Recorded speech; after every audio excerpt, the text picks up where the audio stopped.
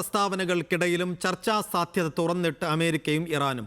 US-മായി കരാറിലെത്താൻ Iran ആഗ്രഹിക്കുന്നുണ്ടെന്നും എന്നാൽ ശരിയായ കരാറിന് അവർ തയ്യാറായിട്ടില്ലെന്നും അമേരിക്കൻ പ്രസിഡന്റ് ഡൊണാൾഡ് ട്രംപ് പറഞ്ഞു. ഇറാൻ ശക്തിയും അഭിമാനവും കൈവിടാത്ത നിലയിലിരിക്കെ യുദ്ധം അവസാനിപ്പിക്കുന്നതാണ് ഉചിതമെന്ന് പ്രസിഡന്റ് മസൂദ് പെസഷ്കിയാൻ പറഞ്ഞു.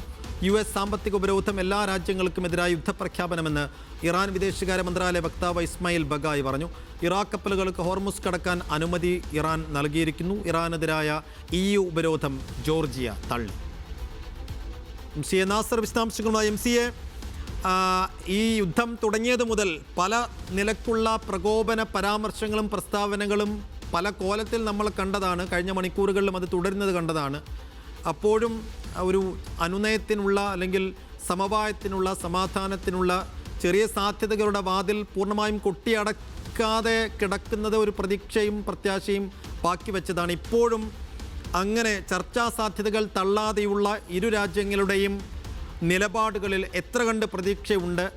ആ വഴികളിലൂടെ ഈ മധ്യസ്ഥ നീക്കങ്ങൾ എത്രത്തോളം ശക്തമായ നിലയിൽ പുരോഗമിക്കുമെന്ന് പ്രതീക്ഷയുണ്ട്? സൈഫുദ്ദീൻ സൂചിപ്പിച്ചതുപോലെ തന്നെ പ്രകോപനപരമായിട്ടുള്ള നിലപാടുകളും പ്രതികരണങ്ങളും തന്നെയാണ് അമേരിക്കൻ പ്രസിഡന്റിന്റെ ഭാഗത്തു നിന്നും അതോടൊപ്പം തന്നെ ഇറാൻ സൈനിക നേതൃത്വത്തിന്റെ ഭാഗത്തു നിന്നൊക്കെ പുറത്തു വരുന്നത്. പക്ഷേ അതേസമയം തന്നെ കുറച്ച് മയപ്പെട്ട രീതിയിലുള്ള പ്രതികരണങ്ങൾ കൂടി രണ്ട് പക്ഷത്തു നിന്നും ഉണ്ടായി എന്നതാണ് ഒരു പ്രതീക്ഷ പകരുന്ന ഒരു ഘടകം. പ്രധാനമായിട്ടും ചർച്ചകൾക്ക് ഇപ്പോൾ പോലും ഇറാൻ സന്നദ്ധമാണ്. പക്ഷേ തങ്ങൾ ഉദ്ദേശിക്കുന്ന രീതിയിലുള്ള ഒരു മികച്ച കരാറിലേക്ക് ഇറാൻ വരുന്നില്ല എന്ന അർത്ഥത്തിലുള്ള ഒരു മയപ്പെട്ട ഒരു പ്രതികരണമാണ് അമേരിക്കൻ പ്രസിഡന്റ് ട്രംപിന്റെ ഭാഗത്തുനിന്ന് ഇന്ന് രാവിലെ ഉണ്ടായത്. അതുമാത്രമല്ല, ഹോർമസ് കടലിടുക്കിന് മേൽ പൂർണ്ണമായിട്ടുള്ള അവകാശം തങ്ങൾക്ക് തന്നെയാണ് എന്ന പ്രകോപനപരമായിട്ടുള്ള നിലപാട് ട്രംപ് ആവർത്തിക്കുകയും ചെയ്തു. പക്ഷേ അതേസമയം തന്നെ ഇറാൻ പ്രസിഡന്റ് മസൂദ് പെസഷ്കിയാനും പറയുന്നത് ഇപ്പോൾ സൈനികമായും അതോടൊപ്പം തന്നെ അഭിമാന തലത്തിലും തങ്ങൾക്ക് ഏറ്റവും ശക്തമായിട്ടുള്ള ഒരു തലത്തിലാണ് ഇറാൻ നിലയുറപ്പിച്ചിരിക്കുന്നത്. അതുകൊണ്ട് ഇനിയൊരു യുദ്ധവിരാമമാകാമെന്ന ഒരു പ്രതീക്ഷ, അതായത് പിന്നെ കടുത്ത നടപടികൾ അമേരിക്കക്കെതിരെ സ്വീകരിക്കണമെന്ന് IRGCയുടെ ഭാഗത്തു നിന്നുള്ള ശക്തമായിട്ടുള്ള പ്രതികരണങ്ങൾ വരുന്ന അതേ ഘട്ടത്തിൽ തന്നെയാണ് ഇറാൻ പ്രസിഡന്റിന്റെ ഭാഗത്തു നിന്നൊരു യുദ്ധവിരാമത്തെക്കുറിച്ച് നമുക്ക് സീരിയസ് ആയി തന്നെ ചിന്തിക്കേണ്ടിയിരിക്കുന്നു എന്ന കുറച്ചുകൂടി യാഥാർത്ഥ്യബോധത്തോട് ചേർന്ന് നിൽക്കുന്ന ഒരു പ്രതികരണം ഉണ്ടായിരിക്കുന്നത്. കാരണം വിലക്കയറ്റം അത്രമാത്രം രൂക്ഷമായി തുടരുന്ന ഒരു പശ്ചാത്തലം ഇറാൻ ജനതയെ സംബന്ധിച്ചിടത്തോളം ഉണ്ട്. അതോടൊപ്പം തന്നെ പണപ്പെരുപ്പം അതിൻ്റെ മൂർധന്യത്തിലേക്ക് നീങ്ങിക്കൊണ്ടിരിക്കുകയാണ്. എത്രയൊക്കെ തങ്ങളെ ബാധിക്കുകയില്ല എന്ന് പറഞ്ഞാൽ പോലും ഈ സൈനികമായിട്ടുള്ള നീക്കങ്ങൾ ഒരു ഭാഗത്ത്, അതോടൊപ്പം തന്നെ സാമ്പത്തികമായിട്ടുള്ള ഇനിയിപ്പോൾ ആ ഉപരോധം സംബന്ധിച്ച കൂടുതൽ വിശദാംശങ്ങൾ മറ്റന്നാളായിരിക്കും US ട്രഷറി വകുപ്പിൻ്റെ ഭാഗത്തു നിന്ന് വെളിപ്പെടുത്താൻ പോകുന്നത്. അതുകൂടി വരുമ്പോൾ കൂടുതൽ ഒറ്റപ്പെടുന്നൊരവസ്ഥ മുന്നോട്ടുള്ള ഭാവിക്ക് അത്ര ഗുണകരമാവില്ല എന്ന ഒരു തിരിച്ചറിവിൻ്റെ അടിസ്ഥാനത്തിലായിരിക്കണം കുറെ കൂടി യാഥാർത്ഥ്യ ബോധത്തോട് ചേർന്ന് നിൽക്കുന്ന ഒരു പ്രതികരണമാണ് ഇറാൻ പ്രസിഡന്റിൻ്റെ ഭാഗത്തു നിന്നും ഉണ്ടായിരിക്കുന്നത്. അതോടൊപ്പം തന്നെ പോസിറ്റീവായ 2-3 ഘടകങ്ങൾ കൂടി ഇന്നും ഇന്നലെയുമായി ഉണ്ടായിട്ടുണ്ട്. അതിൽ ഏറ്റവും പ്രധാനപ്പെട്ടത് ഇറാനും ഒമാനും തമ്മിലുള്ള ആ ചർച്ച പുനരാരംഭിക്കാനുള്ള ഒരു തീരുമാനം രണ്ട് രാജ്യങ്ങൾക്കുമിടയിൽ രൂപപ്പെട്ടിരിക്കുന്നു. ഇറാൻ വിദേശകാര്യമന്ത്രി അബ്ബാസ് അറാഗ്ചിയും അതോടൊപ്പം തന്നെ ഒമാന്റെ വിദേശകാര്യമന്ത്രിയുമാണ് ഇന്നലെ ചർച്ച നടത്തി ഈ നിലവിലുള്ള ഹോർമസുമായി ബന്ധപ്പെട്ട നേരത്തെ ആരംഭിച്ച ആ ചർച്ചകൾ മുന്നോട്ട് കൊണ്ടുപോകാൻ തീരുമാനിച്ചിരിക്കുന്നത്. മിക്കവാറും എത്രയും പെട്ടെന്ന് ഒരു കരാറിലേക്ക് എത്തുകയാണെങ്കിൽ തീർച്ചയായിട്ടും അത് മുൻനിർത്തിക്കൊണ്ട് അമേരിക്കയുമായിട്ടുള്ള ഒരു ആശയവിനിമയത്തിന് സാധ്യത തുറന്നിടും എന്നൊരു പ്രതീക്ഷയാണ് ഖത്തർ ഉൾപ്പെടെയുള്ള മധ്യസ്ഥ രാജ്യങ്ങൾക്കുള്ളത്. അതോടൊപ്പം തന്നെയാണ് ഇന്ന് രാത്രി ഈജിപ്ത് മറ്റൊരു ഏറ്റവും പ്രധാനപ്പെട്ട ഒരു മധ്യസ്ഥ രാജ്യമാണ്. ഈജിപ്തിൻ്റെ വിദേശകാര്യമന്ത്രി ബദർ അബ്ദുല്ലത്തിയും അതോടൊപ്പം തന്നെ ഇറാൻ വിദേശകാര്യമന്ത്രി അബ്ബാസ് അറാഗ്ചിയും തമ്മിൽ വളരെ ദീർഘനേരം ടെലിഫോണിൽ സംസാരിച്ചു. ഈ സംഘർഷം ലഘൂകരിക്കാൻ ഉതകുന്ന ചില നടപടികളാണ് ഇരു വിദേശകാര്യമന്ത്രിമാരും തമ്മിലുള്ള ചർച്ചയിൽ പ്രധാനപ്പെട്ട കാര്യമായിട്ട് വന്നത്.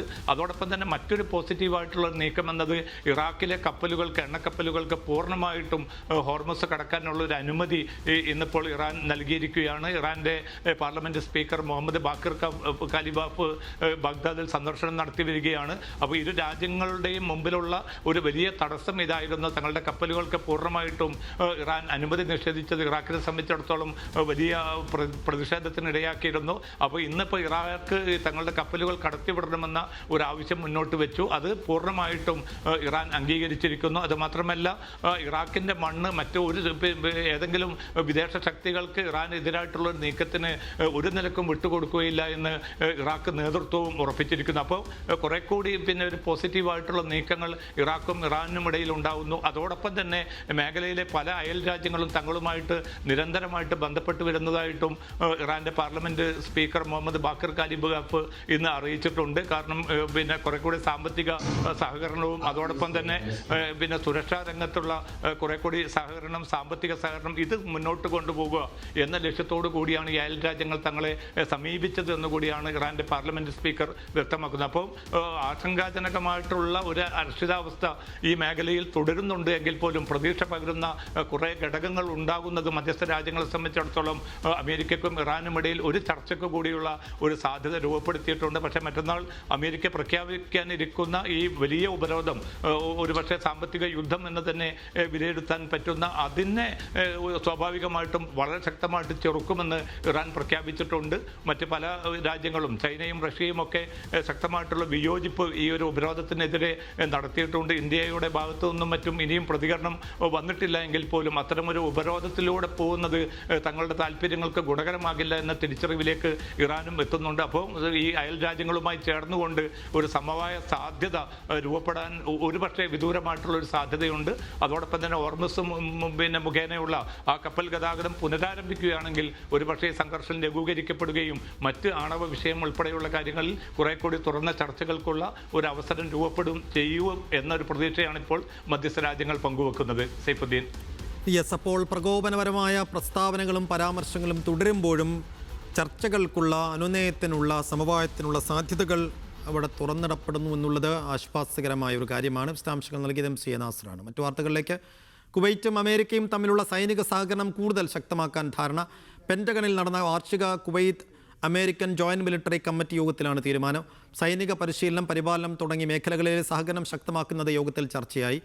മേരിലാൻഡ് നാഷണൽ ഗാർഡുമായി തന്ത്രപരമായ പങ്കാളിത്തത്തിനുള്ള ധാരണാപത്രവും ഇരു രാജ്യങ്ങളും ഒപ്പുവെച്ചു. സംയുക്ത സൈനിക പരിശീലനവും അഭ്യാസങ്ങളും കൂടുതൽ ശക്തമാക്കാൻ ഈ കരാർ സഹായിക്കുമെന്ന് അധികൃതർ വ്യക്തമാക്കി. മേഖലയിലെ സുരക്ഷാ വെല്ലുവിളികൾ നേരിടാൻ സഹകരണം തുടരുമെന്ന് ഇരു രാജ്യങ്ങളും അറിയിച്ചു. ഖത്തറിന് എയർ ടാങ്കർ വിമാനങ്ങൾ വിൽക്കാനുള്ള കരാറിന് അനുമതി നൽകി US state department. 4 KC-46 aerial refuelling എയർക്രാഫ്റ്റുകളാണ് കൈമാറുക. $4.5 ബില്യൺ കരാർ. ഇതോടൊപ്പം റഡാർ മുന്നറിയിപ്പ് സംവിധാനങ്ങൾ ഉൾപ്പെടെയുള്ള അനുബന്ധ ഉപകരണങ്ങളും നൽകും. ഇതോടെ ആകാശത്ത് വെച്ച യുദ്ധവിമാനങ്ങൾക്ക് ഇന്ധനം നിറക്കാനുള്ള ഖത്തർ വ്യോമസേനയുടെ ശേഷി കൂടുതൽ ശക്തമാകും. ഹോർമുസിലെ കപ്പൽ ഗതാഗതം സുരക്ഷിതമാക്കുന്നത് സംബന്ധിച്ച് ചർച്ച നടത്തിയ ഒമാനും ഇറാനും. ഒമാൻ വിദേശകാര്യമന്ത്രി സയ്യിദ് ബദർ അൽ ബുസൈദിയും ഇറാൻ വിദേശകാര്യമന്ത്രി ഡോക്ടർ അബ്ബാസ് അറാഖ്ചിയും തമ്മിൽ ഫോണിൽ സംസാരിച്ചു. ഹോർമുസിലൂടെയുള്ള കപ്പൽ ഗതാഗത സുരക്ഷയും സ്വതന്ത്ര സഞ്ചാരവും പുനഃസ്ഥാപിക്കുന്നത് സംബന്ധിച്ച് ഇരു നേതാക്കളും സമഗ്രമായി സംസാരിച്ചു. മേഖലയിലെ സുരക്ഷ ഉറപ്പാക്കുന്നതിനും അഭിപ്രായ വ്യത്യാസങ്ങൾ പരിഹരിക്കുന്നതിനും കരാറിലെത്താൻ ചർച്ച തുടരേണ്ടതിൻ്റെ ആവശ്യകതയും ഇരു നേതാക്കളും പറഞ്ഞു.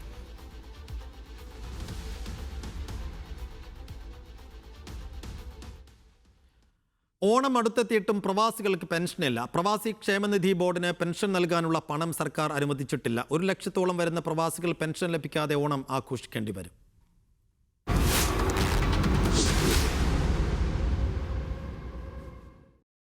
അംശാദായം അടച്ച 60 വയസ്സിന് മുകളിലുള്ള പ്രവാസികൾക്കാണ് സംസ്ഥാന സർക്കാർ പെൻഷൻ നൽകുന്നത്. UDF സർക്കാർ അധികാരത്തിൽ വന്നതിന് ശേഷം 1 മാസം മാത്രമാണ് പെൻഷൻ വിതരണം ചെയ്തത്. ഇനി 2 മാസത്തെ പെൻഷൻ നൽകാനുണ്ട്. ഓണക്കാലത്ത് മിക്ക ക്ഷേമനിധി ബോർഡുകൾക്കും സർക്കാർ പണം അനുവദിച്ചെങ്കിലും പ്രവാസി ക്ഷേമനിധി ബോർഡിന് പണം നൽകിയിട്ടില്ല. ഇതോടെ പെൻഷനില്ലാതെ പ്രവാസികൾ ഓണം ആഘോഷിക്കേണ്ടി വരും. പ്രവാസി ക്ഷേമനിധി ബോർഡിന് പണം അനുവദിച്ചിട്ടില്ല എന്നതാണ് വസ്തുത. അവർക്ക് പെൻഷൻ കൊടുക്കാനുള്ള ഈ 1 മാസത്തെ പെൻഷൻ പോലും ഓണത്തിന് മുമ്പ് കൊടുക്കാനുള്ള ഫണ്ട് ക്ഷേമനിധി ബോർഡിൻ്റെ കയ്യിൽ ഇപ്പോൾ ഇല്ല. അപ്പോൾ ഗവൺമെൻറ് സഹായിക്കാതെ പെൻഷൻ കൊടുക്കാൻ കഴിയില്ല. പ്രവാസികളായ ആളുകൾ നാട്ടിൽ സ്ഥിരതാമസമാക്കിയാൽ 200 രൂപയും വിദേശത്തുള്ളവർ 300 രൂപയുമാണ് അംശാദായം അടയ്ക്കേണ്ടത്. അംശാദായം അടച്ചതിന്റെ അടിസ്ഥാനത്തിൽ 3000 മുതൽ 7000 രൂപ വരെയാണ് പെൻഷൻ നൽകുന്നത്. ഓണക്കാലത്ത് പെൻഷൻ നൽകാൻ സർക്കാർ ഇടപെടലുണ്ടാകണമെന്ന് വിവിധ പ്രവാസി സംഘടനകൾ ആവശ്യപ്പെടുന്നു. മീഡിയ 1 കോഴിക്കോട്. സൗദിയിലെ വിവിധ ഭാഗങ്ങളിൽ മയക്കുമരുന്ന് സംഘത്തെയും കൊള്ള സംഘങ്ങളെയും ലക്ഷ്യം വെച്ച് സുരക്ഷാ വിഭാഗം നടത്തിയ പരിശോധനയിൽ 2000-ഓളം പേർ അറസ്റ്റിലായി. അറസ്റ്റിലായവരിൽ ഭൂരിഭാഗം പേരും എത്യോപ്യൻ വംശജരാണ്. 800-ലേറെ പേർ യമനികളുമാണ്. 2.5 ടൺ ഹാഷിഷ് ഉൾപ്പെടെ വൻ മയക്കുമരുന്ന് ശേഖരവും പിടിച്ചെടുത്തിട്ടുണ്ട്. 25 സൗദി പൗരന്മാരും മയക്കുമരുന്ന് കേസിൽ അറസ്റ്റിലായി. അതിർത്തി പ്രവിശ്യകളിലാണ് മയക്കുമരുന്ന് കേസുകൾ പിടികൂടിയത്.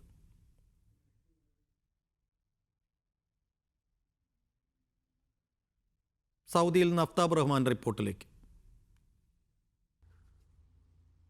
സൗദിയുടെ വ്യത്യസ്ത ഭാഗങ്ങളിൽ മയക്കുമരുന്നുമായി ബന്ധപ്പെട്ട വേട്ട അതിശക്തമായി തന്നെ ഇപ്പോൾ തുടരുന്നുണ്ട്. അതിൽ തന്നെ അതിർത്തി പ്രദേശങ്ങളിലാണ് ഇത് ഏറ്റവും രൂക്ഷമായി അനുഭവപ്പെടുന്നത്. പ്രത്യേകിച്ച് അസീർ, ജീസാൻ, നെജ്റാൻ, ഇതിനു പുറമെ തബൂക്ക്, ഈ 4 ഇടങ്ങളിലായാണ് കഴിഞ്ഞ ദിവസങ്ങളിൽ വലിയ തോതിലുള്ള ഒരു ഓപ്പറേഷൻ ഈ മയക്കുമരുന്ന് വേട്ടയുമായി ബന്ധപ്പെട്ട് നടത്തിയത്. അതിൽ വ്യത്യസ്ത മേഖലയിൽപ്പെട്ട വ്യത്യസ്ത രാജ്യങ്ങളിൽപ്പെട്ട ആളുകൾ കുടുങ്ങിയിട്ടുണ്ട്. അതിൽ തന്നെ ഏറ്റവും കൂടുതൽ ആളുകൾ, 1000-ലേറെ ആളുകൾ കുടുങ്ങിയത് എത്യോപ്യൻ വംശജരാണ്. 800-ലധികം യമനികൾ കുടുങ്ങിയിട്ടുണ്ട്. മയക്കുമരുന്ന് കേസുമായി ബന്ധപ്പെട്ട് 25 സൗദി പൗരന്മാരും കുടുങ്ങിയിട്ടുണ്ട്. ഇതിൽ തന്നെ ഈ വേട്ടയിൽ ഏറ്റവും ശ്രദ്ധേയമായ കാര്യം 2.5 ടൺ ഹാഷിഷ് പിടിച്ചെടുത്തു എന്നുള്ളതാണ്. ഇത്ര വലിയ ഒരു ഓപ്പറേഷൻ ഇതാദ്യമായിട്ടാണ് സൗദിയിൽ ഈ സമീപകാലത്ത് നടക്കുന്നത്. 2.5 ടൺ ഹാഷിഷ് എന്ന് പറയുമ്പോൾ അത് ഏറ്റവും ഉയർന്ന അളവാണ്. ആ കേസുമായി ബന്ധപ്പെട്ട് നിരവധി പേർ പിടിയിലായിട്ടുണ്ട്. പ്രത്യേകിച്ച് സൗദിയിലെ നിയമം അനുസരിച്ച് ഹാഷിഷ് ഉൾപ്പെടെ കടത്തുന്ന കേസിന് വധശിക്ഷയിൽ കുറഞ്ഞ ഒരു ശിക്ഷ സൗദി അറേബ്യയിൽ ഇല്ല. അതുകൊണ്ട് തന്നെ സ്വാഭാവികമായിട്ടും വലിയ തോതിലുള്ള ശിക്ഷാവിധികളാണ് ഈ പ്രതികളെ കാത്തിരിക്കുന്നത്. ഇനിയിപ്പോൾ റിയാദ് ഉൾപ്പെടെയുള്ള വിവിധ പ്രവിശ്യകളിലേക്ക് വരുമ്പോൾ സമാനമായ രീതിയിൽ തന്നെ ബോർഡർ ഗാർഡിൻ്റെയും പ്രത്യേകിച്ച് അതിർത്തി സുരക്ഷാ സേനയുടെ വിഭാഗത്തിൽ രാജ്യത്തിലേക്ക് അതിർത്തികൾ വഴി നുഴഞ്ഞു കയറിയവരെയും ഒപ്പം തന്നെ വിവിധ കുറ്റകൃത്യങ്ങളുമായി ബന്ധപ്പെട്ട് നിരവധി പേരെയും കഴിഞ്ഞ 2-3 ദിവസത്തിനകം പിടികൂടിയതായി പൊതുസുരക്ഷാ വിഭാഗവും ആഭ്യന്തര മന്ത്രാലയവും അറിയിക്കുന്നുണ്ട്. പ്രത്യേകിച്ച് റിയാദ് ഉൾപ്പെടെയുള്ള ചില ഭാഗങ്ങളിൽ ആളുകളെ കൊള്ളയടിക്കുന്ന ചില ദൃശ്യങ്ങൾ കഴിഞ്ഞ ദിവസങ്ങളിൽ പ്രചരിച്ചിരുന്നു. അതിന് പിന്നാലെയാണ് ഇപ്പോൾ കൂടുതൽ സജീവമായിട്ടുള്ള ഈ ഒരു പരിശോധനകൾ ആരംഭിച്ചിട്ടുള്ളത്. എങ്കിൽ പോലും അത് എത്ര അളവിൽ എത്ര കാലം വേണ്ടിവരുമെന്നുള്ളത് സംബന്ധിച്ചുള്ള വിശദാംശങ്ങൾ സൗദിയിലെ ആഭ്യന്തര മന്ത്രാലയം അറിയിച്ചിട്ടില്ല. അത് വലിയ തോതിൽ തന്നെ തുടരും എന്നുള്ളതാണ് അവർ അറിയിക്കുന്ന കാര്യം. പ്രത്യേകിച്ച് അവധിക്കാലം കഴിഞ്ഞ് സ്കൂളുകളെല്ലാം വീണ്ടും പുനരാരംഭിക്കുന്ന ഒരു ഘട്ടം കൂടിയാണ്. അതുകൊണ്ട് തന്നെ രാജ്യത്തിന്റെ വിവിധ ഭാഗങ്ങളിൽ സുരക്ഷാ പരിശോധന അതികർശനമായി തന്നെ തുടരുന്നുണ്ട്. അതിർത്തി മേഖലകളിൽ ഖാത്ത് ഉൾപ്പെടെയുള്ള, ഖാത്ത് എന്നറിയപ്പെടുന്ന സൗദി അറേബ്യയിലെ ജീസാൻ മേഖലയിലുമുള്ള ഒരു മയക്കുമരുന്നുമായി ബന്ധപ്പെട്ടുള്ള ആ കാറ്റഗറിയിൽ വരുന്ന ഒരു തരം ഇലയാണ്. യമനിൽ നിയമവിധേയമായ ഈ ഇല സൗദി അറേബ്യയിൽ നിയമവിരുദ്ധമാണ്. അത് മയക്കുമരുന്ന് വിഭാഗത്തിലാണ് ഉൾപ്പെടുത്തിയിട്ടുള്ളത്. അതുമായി ബന്ധപ്പെട്ടും നിരവധി പേർ പിടിയിലായിട്ടുണ്ട്. നേരത്തെ ഇന്ത്യക്കാരും സമാനമായ കേസിൽ തന്നെ കഴിഞ്ഞ മാസങ്ങളിൽ പിടിയിലായതായി റിപ്പോർട്ടുകൾ ഉണ്ടായിരുന്നു. ഈ തരത്തിൽ വലിയ തോതിലുള്ള മയക്കുമരുന്നുമായി ബന്ധപ്പെട്ട വേട്ടയും നിയമലംഘകരെ ലക്ഷ്യം വെച്ചുകൊണ്ടുള്ള വേട്ടയും സൗദി അറേബ്യയിൽ സജീവമായി തുടരുകയാണ്. റിയാദിൽ നിന്ന് അഫ്താബ് റഹ്മാൻ റിപ്പോർട്ടാണ് കണ്ടത്. മറ്റു വാർത്തകളിലേക്ക്. ഒമാനിൽ കഴിഞ്ഞ വർഷം നൽകിയ ഡ്രൈവിംഗ് ലൈസൻസുകളിൽ പകുതിയിലധികവും സ്വന്തമാക്കിയത് പ്രവാസികൾ. നൽകിയ ലൈസൻസുകളിൽ 57% പ്രവാസികൾക്കാണ് ലഭിച്ചത്. വാഹനങ്ങളുടെ എണ്ണത്തിനൊപ്പം ഒമാനിലെ റോഡ് ശൃംഖലയിലും കഴിഞ്ഞ 5 വർഷത്തിനുള്ളിൽ വലിയ വികസനമാണ് ഉണ്ടായത്. ഒമാനിലെ നിരത്തുകളിൽ ഡ്രൈവിംഗ് ലൈസൻസുള്ള പ്രവാസികളുടെ എണ്ണം വർദ്ധിക്കുകയാണ്. പുതിയ കണക്കുകൾ പ്രകാരം 2025 ഒമാനിലാകെ 5,27,830 ഡ്രൈവിംഗ് ലൈസൻസുകളാണ് പുതുതായി നൽകുകയോ പുതുക്കുകയോ ചെയ്തത്. ഇതിൽ 57% പ്രവാസികൾക്കാണ് ലഭിച്ചത്. അതായത് 3,112 പ്രവാസികൾ ലൈസൻസ് നേടിയപ്പോൾ 2,27,718 സ്വദേശികൾക്കും കഴിഞ്ഞ വർഷം ലൈസൻസ് ലഭിച്ചു. 2021 കണക്കുകളുമായി താരതമ്യം ചെയ്യുമ്പോൾ 4 വർഷം കൊണ്ട് ലൈസൻസ് നടപടികളിൽ 56% വലിയ കുതിപ്പാണ് രാജ്യത്ത് രേഖപ്പെടുത്തിയിരിക്കുന്നത്. രാജ്യത്തെ ഗതാഗത അടിസ്ഥാന സൗകര്യങ്ങൾ വികസിക്കുന്നതിൻ്റെ സൂചന കൂടിയാണ് ലൈസൻസുകളുടെ ഈ വർധനവ് കാണിക്കുന്നത്. പൊതുഗതാഗതത്തേക്കാൾ സ്വന്തം വാഹനങ്ങൾ ആശ്രയിക്കുന്ന പ്രവണത രാജ്യത്ത് കൂടി വരികയാണെന്നും കണക്കുകൾ സൂചിപ്പിക്കുന്നുണ്ട്. വാഹനങ്ങളുടെ എണ്ണത്തിനൊപ്പം ഒമാനിലെ റോഡ് ശൃംഖലയിലും വലിയ വികസനമാണ് ഈ കാലയളവിൽ ഉണ്ടായത്. 2021 40,546 കിലോമീറ്റർ ആയിരുന്ന രാജ്യത്തെ റോഡ് ശൃംഖല 2025 അവസാനത്തോടെ 45,659 കിലോമീറ്ററായി വികസിച്ചുവെന്നും റിപ്പോർട്ട് വ്യക്തമാക്കുന്നു. Media 1 Muscat. വേനലവധി പൂർത്തിയാക്കി സൗദിയിലെ വിവിധ ഭാഗങ്ങളിൽ സ്കൂളുകൾ നാളെ മുതൽ തുറക്കും. റിയാദിലെ മുഴുവൻ സൗദി സ്കൂളുകളും ചില ഇന്ത്യൻ സ്കൂളുകളും ഒരുമിച്ച് തുറക്കുന്നതോടെ വൻ തിരക്ക് റോഡുകളിൽ അനുഭവപ്പെടും. കിഴക്കൻ പ്രവിശ്യയിലെയും ജിദ്ദയിലേക്കും ഇന്ത്യൻ സ്കൂളുകളും നാളെ തുറക്കുന്നുണ്ട്. റോഡുകളിൽ രാവിലെ തിരക്കേറുന്നത് പരിഗണിച്ച് കൂടുതൽ ട്രാഫിക് വിന്യാസം പ്രധാന നഗരങ്ങളിലുണ്ടാകും. കുട്ടികൾക്ക് കുടയും മതിയായ കുടിവെള്ളവും ഉറപ്പാക്കണമെന്ന് വിദ്യാഭ്യാസ മന്ത്രാലയം അറിയിച്ചിട്ടുണ്ട്. വിവരങ്ങളുമായി റിയാദിൽ നിന്നും അഫ്താബ് റഹ്മാൻ റിപ്പോർട്ടിലേക്ക്. സൗദിയിൽ വേനലവധി പൂർത്തിയാക്കിയാണ് ഇപ്പോൾ നാളെ മുതൽ സ്കൂളുകൾ, അതായത് ഞായറാഴ്ച മുതൽ സ്കൂളുകൾ സൗദിയിൽ പ്രവർത്തനം ആരംഭിക്കുന്നത്. പ്രത്യേകിച്ച് സൗദി സ്കൂളുകൾ ഭൂരിഭാഗവും നാളെ തന്നെ തുറക്കും.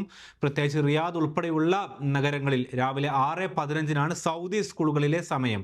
ഇന്ത്യൻ സ്കൂളുകളിലെ സമയത്തിൽ ഓരോ സ്കൂളിനനുസരിച്ചും അതിൻ്റെ സമയക്രമത്തിൽ വ്യത്യാസമുണ്ട്.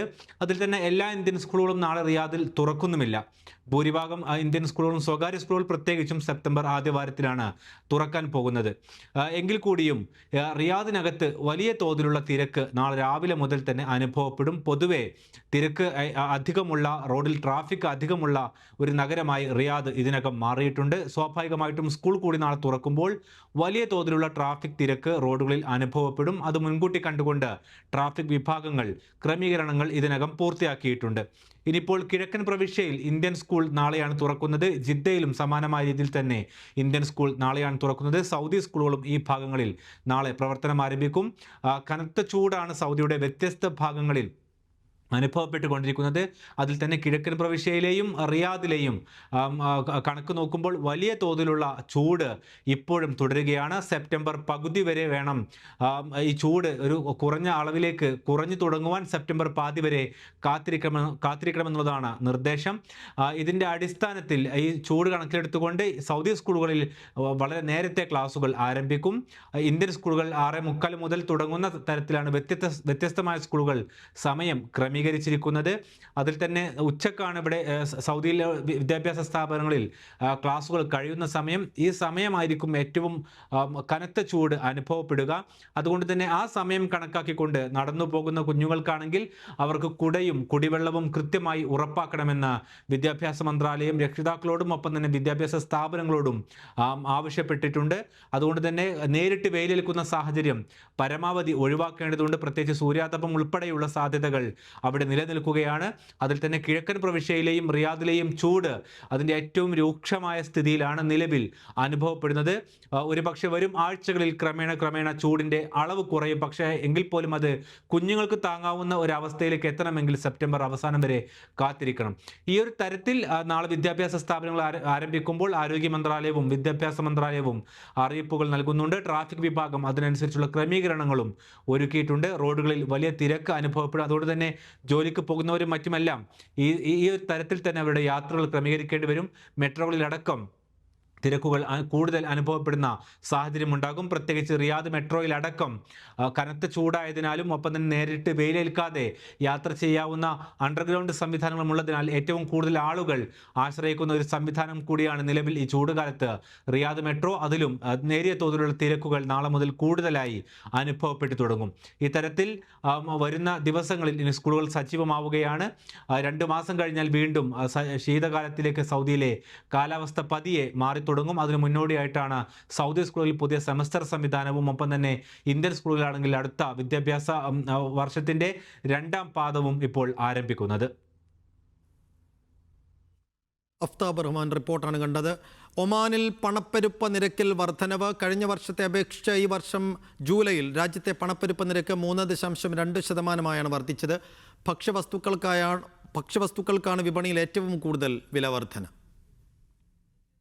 National centre for statistics and information പുറത്തുവിട്ട ഏറ്റവും പുതിയ കണക്കുകൾ പ്രകാരം 2025 അപേക്ഷിച്ച് 2026 ജൂലൈയിൽ രാജ്യത്തെ പണപ്പെരുപ്പ നിരക്ക് 3.2% വർദ്ധിച്ചത്. ഉപഭോക്തൃ വില സൂചിക പ്രകാരം ഭക്ഷ്യപാനീയ വിഭാഗത്തിലാണ് ഏറ്റവും വലിയ കുതിച്ചുചാട്ടം. പച്ചക്കറികൾക്ക് 19.9%, പഴങ്ങൾക്ക് 15.8%, മാംസത്തിന് 8.7% വില വർദ്ധിച്ചിട്ടുണ്ട്. ഗതാഗത ചെലവുകൾ 6.5%ആയും ഉയർന്നിട്ടുണ്ട്. എന്നാൽ ഭവനം, വെള്ളം, വൈദ്യുതി തുടങ്ങിയവയുടെ ചെലവിൽ നേരിയ കുറവുണ്ടായിട്ടുണ്ട്. ഗവർണറ്റുകൾ അടിസ്ഥാനമാക്കി നോക്കുമ്പോൾ ഏറ്റവും ഉയർന്ന പണപ്പെരുപ്പ നിരക്ക് ദാഹിറ ഗവർണറ്റിലാണ് 4.4%. ഏറ്റവും കുറഞ്ഞ നിരക്ക് ദോഫാർ ഗവർണറ്റിലുമാണ് 2.1%. തലസ്ഥാനമായ മസ്കത്തിൽ 3.4% പണപ്പെരുപ്പ നിരക്ക്. അതേസമയം ആഗോളതലത്തിലുള്ള വലിയ വിലക്കയറ്റവുമായി താരതമ്യം ചെയ്യുമ്പോൾ ഒമാനിലെ സാഹചര്യം നിയന്ത്രണ വിധേയമാണ്. അവശ്യ സാധനങ്ങൾക്ക് സർക്കാർ ഏർപ്പെടുത്തിയ വില നിയന്ത്രണവും സബ്സിഡികളും പണപ്പെരുപ്പം വലിയ രീതിയിൽ ഉയരാതെ പിടിച്ചു നിർത്താൻ സഹായിക്കുന്നുണ്ടെന്ന് സാമ്പത്തിക വിദഗ്ധർ ചൂണ്ടിക്കാണിക്കുന്നുണ്ട്. Media 1 Muscat. സൗദിയിൽ സ്ഥാപനങ്ങൾ ജൂലൈ മാസത്തെ വാറ്റ് റിട്ടേൺ സമർപ്പിക്കണമെന്ന് അതോറിറ്റി അറിയിച്ചു. 40 ദശലക്ഷം റിയാലിന് മുകളിൽ വാർഷിക വിറ്റുവരവുള്ള സ്ഥാപനങ്ങൾക്കാണ് നിർദ്ദേശം. ഓഗസ്റ്റ് 31 റിട്ടേൺ സമർപ്പിക്കാനുള്ള അവസാന തീയതി. Saudi Zakat tax and customs അതോറിറ്റിയാണ് വാറ്റ് ബാധകമായ സ്ഥാപനങ്ങൾക്ക് നിർദ്ദേശം നൽകിയത്. പ്രതിവർഷം 40 ദശലക്ഷം റിയാലിൽ കൂടുതൽ ചരക്ക് സേവന വിറ്റുവരവുള്ള സ്ഥാപനങ്ങൾ 2026 ജൂലൈ മാസത്തെ ടാക്സ് റിട്ടേൺ സമർപ്പിക്കണം. ഓഗസ്റ്റ് 31 റിട്ടേൺ സമർപ്പിക്കാനുള്ള അവസാന തീയതി. നിശ്ചിത സമയപരിധിക്കുള്ളിൽ റിട്ടേണും അടക്കേണ്ട നികുതി തുകയും സമർപ്പിക്കണമെന്ന് അതോറിറ്റി ആവശ്യപ്പെട്ടു. സാറ്റ്കായുടെ സ്മാർട്ട് ഫോൺ ആപ്ലിക്കേഷൻ ഉൾപ്പെടെയുള്ള സംവിധാനങ്ങൾ വഴി റിട്ടേൺ സമർപ്പിക്കാം. സമയപരിധിക്കുള്ളിൽ റിട്ടേൺ സമർപ്പിക്കുന്നതിൽ വീഴ്ച വരുത്തിയാൽ അടക്കേണ്ട നികുതി തുകയുടെ 5% മുതൽ പരമാവധി 25% വരെ പിഴ ഈടാക്കും. വാറ്റ് സംബന്ധിച്ച കൂടുതൽ വിവരങ്ങൾക്ക് 24 മണിക്കൂറും പ്രവർത്തിക്കുന്ന 199993 എന്ന ഏകീകൃത നമ്പറിൽ ബന്ധപ്പെടാം. എക്സ് പ്ലാറ്റ്ഫോമിലെ ആസ്ക് സക്കാത്ത്, സാറ്റ്ക വെബ്സൈറ്റിലെ ലൈവ് ചാറ്റ് തുടങ്ങിയവ വഴിയും വിവരങ്ങൾ തേടാം. Sabith Saleem, media 1, Jeddah. Saudi അൽക്കോബാറിലെ അരാംകോ സ്റ്റേഡിയത്തിൻ്റെ 95% നിർമ്മാണവും പൂർത്തിയായി. ഒക്ടോബർ അവസാനത്തോടെ നിർമ്മാണം പൂർത്തിയായേക്കും. നവംബർ 30 സൗദി സൂപ്പർ കപ്പ് മത്സരത്തോടെ സ്റ്റേഡിയം തുറക്കാനാണ് പദ്ധതിയിടുന്നത്. 2027 ഏഷ്യ കപ്പ് മത്സരങ്ങളുടെയും 2034 ലോകകപ്പ് മത്സരങ്ങളുടെയും പ്രധാന വേദി കൂടിയാണ് അരാംകോ സ്റ്റേഡിയം.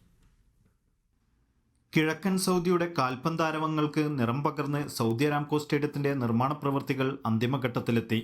സ്റ്റേഡിയത്തിന്റെ നിർമ്മാണ പ്രവൃത്തികൾ 95% പൂർത്തിയായതായി കരാർ കമ്പനികൾ പുറത്തുവിട്ട റിപ്പോർട്ട് സൂചിപ്പിക്കുന്നു. മൈതാനത്തെ പുൽത്തകിടി നടിയിൽ പ്രവർത്തനങ്ങൾ പൂർത്തിയായി. എയർ കണ്ടീഷനിംഗ്, സ്ക്രീൻ സംവിധാനമൊരുക്കൽ, സീറ്റിംഗ് അറേഞ്ച്മെന്റ് എന്നിവയും പൂർണ്ണമായും സംവിധാനിച്ചു കഴിഞ്ഞു.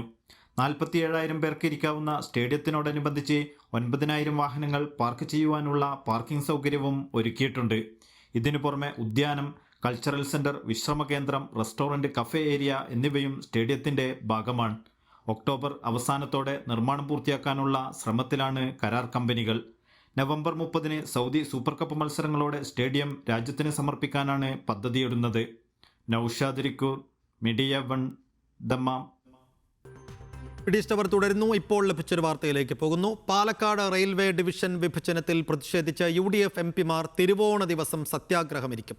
പാലക്കാട് DRM ഓഫീസിന് മുന്നിലാണ് പ്രതിഷേധ സമരം.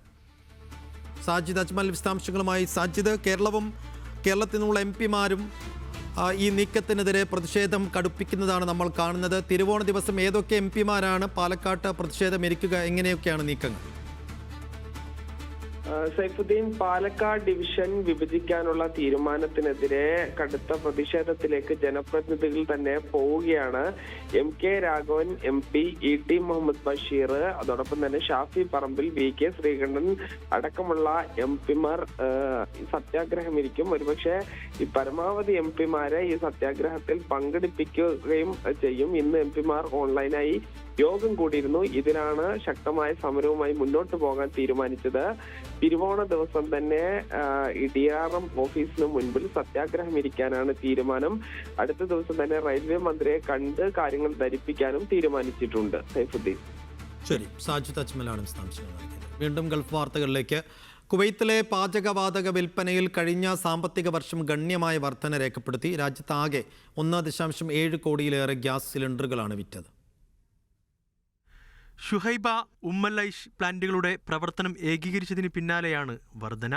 ഷുഹൈബ പ്ലാന്റിൽ 79.89 ലക്ഷം 12 കിലോ ഗ്യാസ് സിലിണ്ടറുകൾ ഉൽപ്പാദിപ്പിച്ചു. ഉമ്മല്ലൈഷ് പ്ലാന്റിൽ 92.90 ലക്ഷം സിലിണ്ടറുകളും ഉൽപ്പാദിപ്പിച്ചതായി കണക്കുകൾ പറയുന്നു. 2 പ്ലാന്റുകളിലുമായി ഉൽപ്പാദനത്തിലും വിൽപ്പനയിലും വർധന രേഖപ്പെടുത്തി. പ്ലാന്റുകളുടെ ഏകീകരണം ചെലവ് കുറയ്ക്കാനും വിതരണ കാര്യക്ഷമത വർദ്ധിപ്പിക്കാനും സഹായിച്ചതായി അധികൃതർ പറഞ്ഞു. രാജ്യത്തെ 6 ഗവർണറേറ്റുകളിലായി 83 ഗ്യാസ് വിതരണ കേന്ദ്രങ്ങളാണ് പ്രവർത്തിക്കുന്നത്. വർദ്ധിച്ചുവരുന്ന ആവശ്യം നിറവേറ്റുന്നതിനും സ്ഥിരമായ വിതരണം ഉറപ്പാക്കുന്നതിനുമാണ് നടപടി. Media 1, Kuwait. സൗദിയിൽ മാതാവിനെ വെടിവെച്ചു കൊന്ന കേസിൽ യുവാവിൻ്റെ വധശിക്ഷ നടപ്പാക്കി. കിഴക്കൻ സൗദിയിലാണ് ശിക്ഷ നടപ്പാക്കിയത്. രാജ്യത്തേക്ക് ഹാഷിഷ് കടത്തിയ കേസിൽ മറ്റൊരാളുടെ വധശിക്ഷ കൂടി നടപ്പിലാക്കിയതായി സൗദി ആഭ്യന്തര മന്ത്രാലയം വ്യക്തമാക്കി. ജിസാൻ പ്രവിശ്യയിലാണ് രണ്ടാമത്തെ വധശിക്ഷ നടപ്പാക്കിയത്. സ്വന്തം മാതാവിനെ വെടിവെച്ചു കൊന്ന കേസിൽ സൗദി പൗരന്റെ വധശിക്ഷ നടപ്പിലാക്കിയതായി സൗദി ആഭ്യന്തര മന്ത്രാലയം വെളിപ്പെടുത്തി. കിഴക്കൻ പ്രവിശ്യയിലാണ് നാസർ ബിൻ ഈദ് ബിൻ അവദൽ മുത്തൈബ്രി എന്നയാളുടെ ശിക്ഷ നടപ്പാക്കിയത്. ഫാത്തിമ ബിൻത്ത് സൊലാഹ് ബിൻ ഗുവൈനിം അൽ മുത്തൈബ്രിയെ പ്രതി വെടിവെച്ചു കൊല്ലുകയായിരുന്നു. ക്രൂരമായ കുറ്റകൃത്യത്തിന് പിന്നാലെ സുരക്ഷാസേന അതിവേഗം പ്രതിയെ കസ്റ്റഡിയിലെടുക്കുകയും ചെയ്തു. തുടർന്ന് വിചാരണ കോടതി വധശിക്ഷ വിധിച്ചു.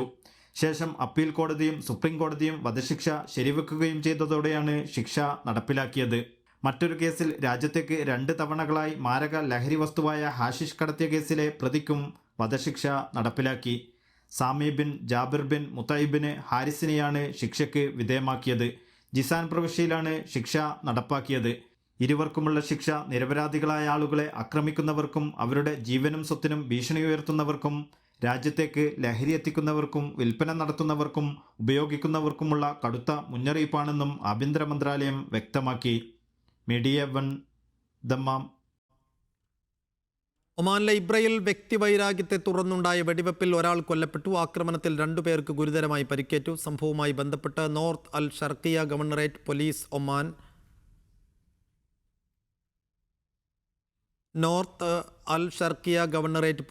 ഒമാൻ പൗരനെ അറസ്റ്റ് ചെയ്തു. ഇബ്രയിലെ അൽ ഹൈമ പ്രദേശത്താണ് പ്രതി 3 സ്വദേശി പൗരന്മാർക്ക് നേരെ വെടിയുതിർത്തത്. പരിക്കേറ്റവരെ ഉടൻ തന്നെ ആശുപത്രിയിൽ പ്രവേശിപ്പിച്ചെങ്കിലും ഒരാളുടെ ജീവൻ രക്ഷിക്കാൻ കഴിഞ്ഞില്ല. മുൻപുണ്ടായ തർക്കങ്ങളാണ് വെടിവെപ്പിലേക്ക് നയിച്ചതെന്നാണ് പ്രാഥമിക നിഗമനം. കേസിൽ തുടരന്വേഷണവും നിയമ നടപടികളും പുരോഗമിക്കുകയാണെന്ന് ആരോപി അറിയിച്ചു. മുടങ്ങിക്കിടക്കുന്ന പ്രവാസി പെൻഷൻ കുടിശ്ശിക ഓണത്തിന് മുമ്പ് വിതരണം ചെയ്യണമെന്ന് കലാ കുവൈത്ത് ആവശ്യപ്പെട്ടു. മാസങ്ങളായി പെൻഷൻ ലഭിക്കാത്തത് നിരവധി ഗുണഭോക്താക്കളെ സാമ്പത്തിക പ്രതിസന്ധിയിലാക്കിയെന്ന് സംഘടന വ്യക്തമാക്കി. പെൻഷനെ മാത്രം ആശ്രയിക്കുന്നവർ ഏറെ ബുദ്ധിമുട്ടുകയാണെന്നും കലാ കുവൈത്ത് ചൂണ്ടിക്കാട്ടി. കുടിശ്ശിക തുക അടിയന്തരമായി ഗുണഭോക്താക്കളുടെ അക്കൗണ്ടുകളിൽ എത്തിക്കണമെന്നും ആവശ്യപ്പെട്ടു. ഭാവിയിൽ പെൻഷൻ വിതരണം മുടങ്ങാതിരിക്കാൻ സ്ഥിരം സംവിധാനം ഒരുക്കണമെന്നും കലാ കുവൈത്ത് ആവശ്യപ്പെട്ടു. നിയമവിരുദ്ധമായി റോഡ് മുറിച്ചു കടക്കുന്നവർക്ക് കർശന മുന്നറിയിപ്പ് നൽകി അബുദാബി പോലീസ്. പെഡസ്ട്രിയൻ ക്രോസിംഗിലൂടെ അല്ലാതെ റോഡ് മുറിച്ചു കടക്കുന്നവരുടെ വീഡിയോ പങ്കുവച്ചാണ് പോലീസിന്റെ മുന്നറിയിപ്പ്. സീബ്ര ക്രോസിംഗിൽ കാൽനടക്കാർക്ക് മുൻഗണന നൽകാത്ത വാഹനങ്ങളുടെ ദൃശ്യങ്ങളും പോലീസ് പങ്കുവച്ചിട്ടുണ്ട്. അപകടമില്ലാതെ റോഡ് മുറിച്ചു കടക്കാൻ അതിനായി നിശ്ചയിച്ച പാതകൾ മാത്രം ഉപയോഗിക്കണമെന്നും പോലീസ് നിർദ്ദേശിച്ചു. ഗൾഫിലെ പ്രതിസന്ധികൾക്കിടയിലും പൊലിമ വാങ്ങാതെ ഓണം ആഘോഷിക്കാൻ ഒരുങ്ങി പ്രവാസി മലയാളികൾ. UAE അടക്കമുള്ള ഗൾഫ് രാജ്യങ്ങളിൽ ഓണാഘോഷങ്ങൾ തുടങ്ങിക്കഴിഞ്ഞു. വെറൈറ്റി വിഭവങ്ങൾ ഒരുക്കിയ റെസ്റ്റോറൻറ്റുകളും ഓഫറുകൾ ഒരുക്കിയ ഹൈപ്പർ മാർക്കറ്റുകളും മത്സരിക്കുകയാണ്. ഇനി ഓണവേഷം ധരിച്ച് മറ്റു രാജ്യക്കാരെയും കാണാമെന്നതാണ് ഗൾഫിലെ മറ്റൊരു പ്രത്യേകത. കേരളത്തിൽ ഓണം എത്തുന്നതിന് മുൻപേ ഓണാഘോഷങ്ങൾ ആരംഭിക്കുന്ന സ്ഥലമാണ് ഗൾഫ്. അതുപോലെ കേരളത്തിൽ ഓണം കഴിഞ്ഞാലും ഓണാഘോഷങ്ങൾ അവസാനിക്കാത്ത നാടുകൂടിയാണിത്. വിവിധ രാജ്യക്കാർ താമസിക്കുന്ന ഈ നാട്ടിൽ ഓണം മലയാളിയുടെ മാത്രം ആഘോഷമല്ല. മുണ്ട് മുറുക്കി കെട്ടിയും സെറ്റ് സാരി ഉടുത്തും വിദേശികളും കളം നിറയും. ചിങ്ങം 1 മുതൽ കൂട്ടിയാലും അത്തം വരെ 10 ദിവസമാണ് കേരളത്തിൽ ഓണം. എന്നാൽ ഗൾഫിൽ അങ്ങനെയല്ല. ഡിസംബർ 31 വരെ ഓണമല്ലേ ഇവിടെ. ഇതുമാതിരിയിൽ ഒരു ഓണം കൊണ്ടാടുന്നത് വേറെ ഒരു നാടും ലോകത്തുണ്ടാവുമെന്ന് എനിക്ക് തോന്നുന്നില്ല. നാട്ടിലേക്കാളും കൂടുതൽ ജനങ്ങളുണ്ടാവും. അതുമാതിരി തന്നെ ആഹ്ലാദങ്ങളുണ്ടാവും, ആഹ്ലാദങ്ങളുണ്ടാവും, ഒരുപാട് കലാപരിപാടികളുണ്ടാവും. വളരെ നന്നായിട്ടാണ് ഇവിടെ ഓണം ആഘോഷിക്കുന്നത്. ഓണത്തിന് അവധിയില്ലെങ്കിലും പരമാവധി അന്നൊരു സദ്യ കഴിക്കാൻ മലയാളി ശ്രമിക്കും. ആഘോഷങ്ങൾ വാരാന്ത്യങ്ങളിലാകും. അതിൽ തന്നെ കുടുംബത്തോടൊപ്പം, സുഹൃത്തുക്കളോടൊപ്പം, വിവിധ സംഘടനകളോടൊപ്പം അങ്ങനെ നീളും. ഓരോ വാരാന്ത്യങ്ങളിലും വ്യത്യസ്ത ഓണാഘോഷങ്ങൾ. നമ്മുടെ നാട്ടിലേക്കാട്ട് നല്ല ഓണം പരിപാടി ഇവിടെ എല്ലാ സംഘടനയും ഉണ്ടല്ലോ. ഇവിടെ വീക്കെൻഡിലാണല്ലോ നടക്കുന്നത്. നേരത്തെ ഫ്രൈഡേ സാറ്റർഡേ ആയിരുന്നല്ലോ അവധി. പിന്നെ നമ്മൾ വീക്കെൻഡ് ഇത് ഓണം വരുമ്പോൾ ഓഫ് എടുക്കും. അതിനകത്ത് പ്രശ്നങ്ങളൊന്നുമില്ല, നമുക്ക് പ്രശ്നങ്ങളൊന്നും ഇല്ലാത്ത. നാട്ടിലെ കുടുംബത്തോടൊപ്പം ഓണം ആഘോഷിക്കാമെന്ന പലരുടെയും മോഹം കത്തിക്കേറിയ വിമാന ടിക്കറ്റ് നിരക്കിൽ പൊലിഞ്ഞു. മാക്സിമം നാട്ടിലാണ് പോകുന്നത്. നാട്ടിലെങ്ങനെ ഓണം ആഘോഷിക്കാം? എല്ലാവരും വീട്ടിലെല്ലാവരും കൂടിയിട്ട് എല്ലാവരും വീടും അടുത്തെടുത്താൽ അപ്പം എല്ലാവരും ഓരോ ഉത്രാടം മുതൽ അങ്ങനെ ആവട്ടെ ചതയം വരെ ആഘോഷം. മിസ് ചെയ്യുന്നുണ്ടോ? നല്ലോണം ഉണ്ട്. ഈ വട്ടം പോയില്ല. എല്ലാവരും പറയും ഇവിടെയാണ് കുറച്ചും കൂടി നല്ല ഓണാഘോഷം എന്നൊക്കെ പറയുന്നവരുണ്ട്. എന്താണ് അഭിപ്രായം? അത് കാരണം ഇതുപോലെ ഇവിടെയൊക്കെ വന്നു കഴിഞ്ഞാൽ ഇവിടെ ഫുൾ ആഘോഷത്തിൻ്റെ ഒരു പ്രതീതിയാണല്ലോ. നമ്മുടെ പണ്ട് നാട്ടിലെന്ന് വെച്ചാൽ അങ്ങനെയല്ലല്ലോ. അത്തപ്പൂക്കളം അത് നമ്മൾ വേറൊരു രീതിയാണ്. അതാ കൂടുതലിഷ്ടം. മലയാളികൾ കൂടുതലുള്ള ഗൾഫ് രാജ്യങ്ങളിൽ ഓണം വിപണിയിലെ പ്രധാന ആഘോഷം തന്നെയാണ്. കേരളത്തിൽ നിന്നുൾപ്പെടെ പച്ചക്കറികളും സാധനങ്ങളും വിമാനത്തിലെത്തിച്ച് കളം പിടിക്കാൻ ആഴ്ചകൾക്ക് മുമ്പേ ഹൈപ്പർ മാർക്കറ്റുകളും മറ്റും പ്രവർത്തനങ്ങൾ ആരംഭിച്ചിരുന്നു. ഓഫറുകളും വിലക്കിഴിവും സദ്യയിലെ ഐറ്റംസിന്റെ എണ്ണവുമെല്ലാമായി പിന്നീട് ഒരു മത്സരമാണ്. UAE ഹോട്ടലുകളും റെസ്റ്റോറൻറ്റുകളും അതുപോലെ സൂപ്പർ മാർക്കറ്റുകളെല്ലാം ഈ പായസത്തിൻ്റെ കാര്യത്തിൽ ഒരു മത്സരം തന്നെയാണ് നടത്തുന്നത്. ഞാനിപ്പോൾ ഉള്ളത് ലുലുവിലാണ്. അപ്പോൾ ഇവിടുത്തെ ഷെഫാണ് നവാസ്ക എവിടെയാണ് നാട്ടിൽ? മലപ്പുറം തിരൂര്. ഇവിടെ എത്ര ഐറ്റംസ് പായസം ഉണ്ട്? 25 വെറൈറ്റി പായസം. 25 ഏതാണ് നിങ്ങളുടെ മാസ്റ്റർ പീസ്? ജാക്ക് ഫ്രൂട്ട് അളപ്രഥമൻ, ജാക്ക് ഫ്രൂട്ട് പ്രഥമൻ. നാട്ടിലില്ലാത്തൊരു ടൈപ്പ് ഓഫ് പായസം ചോദിച്ചാൽ ബനാന ദാൽ പായസം ഉണ്ട്, ബനാന പായസം ഉണ്ട്, സാഗോ പായസം ഉണ്ട്. അങ്ങനെ വെറൈറ്റി 25 വെറൈറ്റി പായസം ഉണ്ട്. ആഘോഷങ്ങളിൽ പങ്കെടുക്കുമ്പോൾ വസ്ത്രവും വെറൈറ്റി ആകണം. അത് ഷർട്ടിലും മുണ്ടിലുമായാലും സെറ്റ് സാരിയിലായാലും.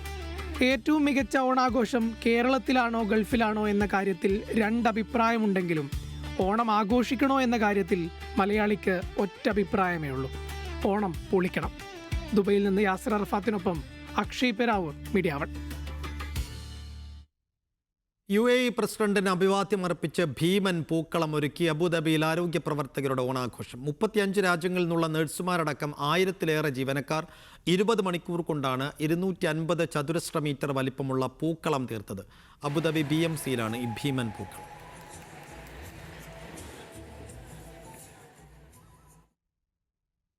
കേരള പ്രസ് ക്ലബ് കുവൈത്തിൻ്റെ ആഭിമുഖ്യത്തിൽ ഓണാഘോഷം 2026 വിപുലമായ പരിപാടികളോടെ സംഘടിപ്പിച്ചു. ഫഹാഹിയിൽ കോഹിനൂർ ഓഡിറ്റോറിയത്തിൽ നടന്ന ചടങ്ങിൽ അംഗങ്ങളും കുടുംബാംഗങ്ങളും പങ്കെടുത്തു. ഫഹാഹിയിൽ DPS പ്രിൻസിപ്പൽ രവി അയ്യനോളി ചടങ്ങ് ഉദ്ഘാടനം ചെയ്തു. മാവേലി എഴുന്നള്ളത്തും ക്ലാസിക്കൽ നൃത്തവും പ്രമുഖ ഗായകരായ റാഫിയും മെറിനും അവതരിപ്പിച്ച ഗാനമേളയും ആഘോഷങ്ങളുടെ മാറ്റുകൂട്ടി. മുതിർന്നവർക്കും കുട്ടികൾക്കുമായി വിവിധ മത്സരങ്ങളും നടന്നു.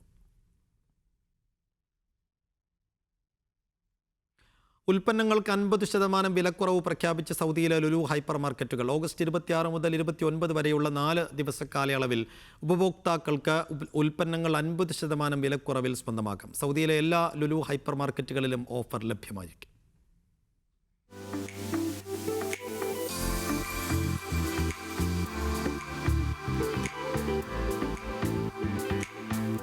സൗദിയിൽ സീസണിലെ ഏറ്റവും വലിയ മെഗാ ഓഫർ ഷോപ്പിംഗുമായാണ് ലുലുവിന്റെ ഫ്ലാറ്റ് 50 സെയിൽ. സൗദിയിലെ എല്ലായിടത്തുമുള്ള ലുലു ഹൈപ്പർ മാർക്കറ്റുകളിലെ എല്ലാ കാറ്റഗറിയിലും 50% വിലക്കിഴിവ് ലഭിക്കും. കൂടുതൽ ഓഫറുകളും വിപുലമായ വിഭാഗങ്ങളും അണിനിരത്തിയാണ് ഈ വർഷത്തെ ഫ്ലാറ്റ് 50 ഓഫ് സെയിൽ. റിയാദിൽ നടന്ന ചടങ്ങിൽ Lulu Saudi hyper market director Muhammad Haris അടക്കമുള്ളവർ ചേർന്ന് ഫ്ലാറ്റ് 50 സെയിലിന്റെ ലോഗോ പ്രകാശനം ചെയ്തു.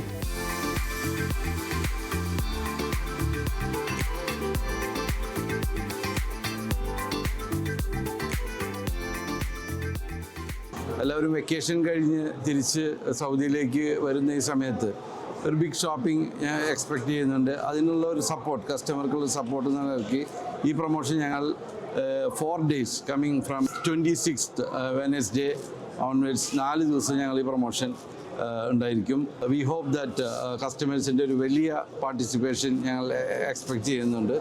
ഗ്രോസറി, ഫാഷൻ, ടെക് അടക്കം എല്ലാ കാറ്റഗറിയിലും 50% വിലക്കിഴിവുണ്ട്. മുൻ വർഷങ്ങളെക്കാൾ കൂടുതൽ കാറ്റഗറികളും ഉൽപ്പന്നങ്ങളും അണിനിരത്തിയാണ് ഇത്തവണത്തെ ഓഫറുകൾ. ഫാഷൻ കാറ്റഗറിയിൽ അൺലിമിറ്റഡ് ഡീലുകളും ഒരുക്കിയിട്ടുണ്ട്.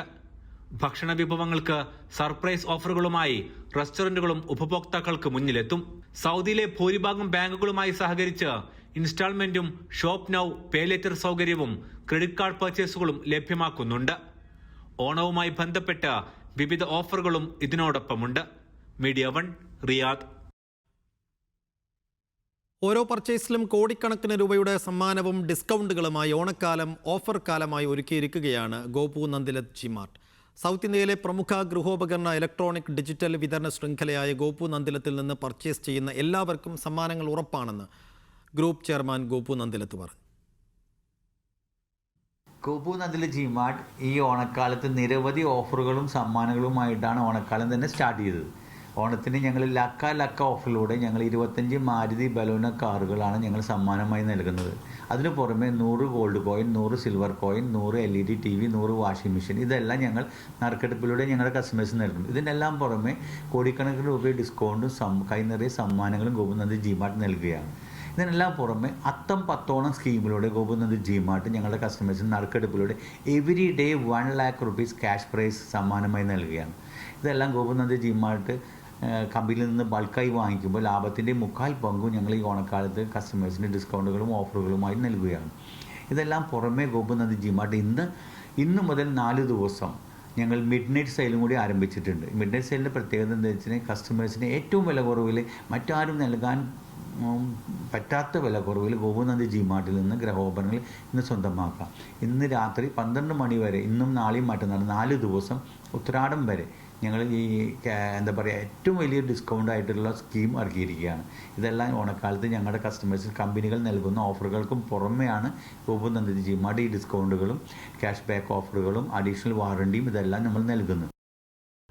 വാർത്തകൾ തുടരുന്നു. ജൻസി തലമുറ ജനാധിപത്യത്തിന് പ്രതീക്ഷ നൽകുന്നവരാണെന്ന് മുൻമന്ത്രി പി കെ അബ്ദുറബ്ബ് ജിദ്ദയിൽ KMCC ഒരുക്കിയ നവാഗത സംഗമത്തിൽ സംസാരിക്കുകയായിരുന്നു അദ്ദേഹം. KMCCക്ക് കീഴിൽ നടക്കുന്ന സംഘടനാ ക്യാമ്പയിന്റെ ഭാഗമായിട്ടായിരുന്നു പരിപാടി. PK നവാസ് MLA മുഖ്യാതിഥിയായി. പ്രവാസ ലോകത്തേക്ക് പുതിയതായി എത്തിയവരെ KMCCയുടെ സംഘടനാ കൂട്ടായ്മയിലേക്ക് സ്വാഗതം ചെയ്യുന്നതായിരുന്നു പരിപാടി. ചടങ്ങ് മുൻ വിദ്യാഭ്യാസ മന്ത്രി PK അബ്ദുറബ്ബ് ഉദ്ഘാടനം ചെയ്തു. പുതിയ ആളുകളെ, യുവത്വത്തെ നമ്മൾ സംഘടനയിലേക്ക് ആകർഷിക്കുവാനും